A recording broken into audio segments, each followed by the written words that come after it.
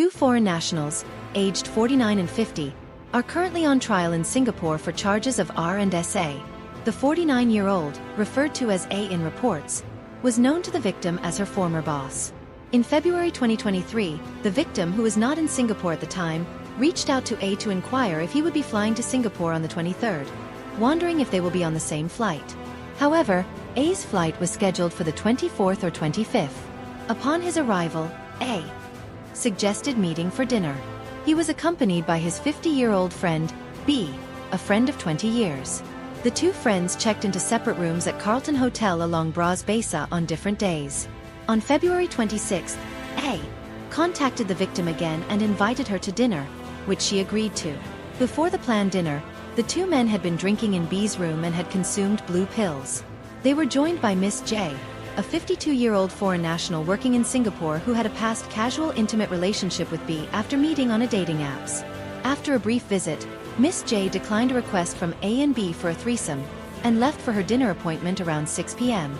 Meanwhile, A contacted the victim, who was on her way to the restaurant, and asked her to bring some tonic to Carlton Hotel.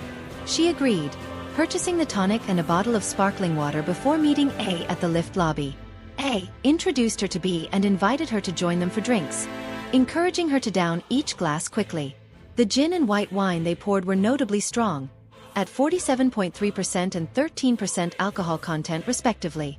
The victim intended to go for dinner after drinking, but she passed out at around 6:25 p.m. According to her statement, she has no memory of what happened next, drifting in and out of consciousness and unable to open her eyes. She felt her clothes being removed and was violated various parts of her body, despite saying no repeatedly.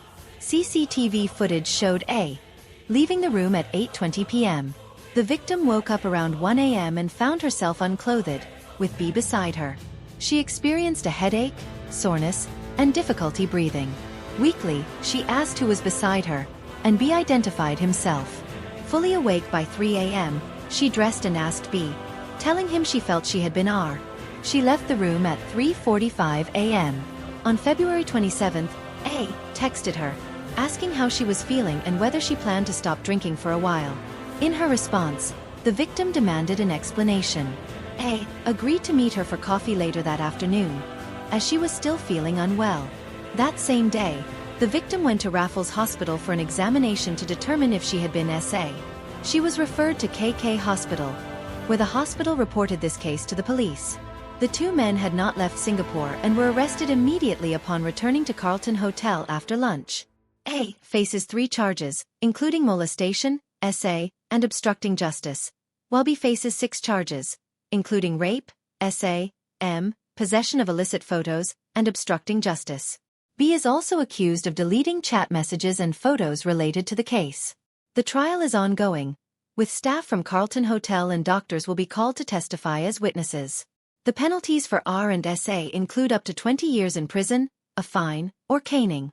A gag order has been imposed to protect the identity of the victim, and the nationalities of the accused are also under the gag order. Prosecutors attempted to lift the gag order to reveal the identities of the accused but were unsuccessful.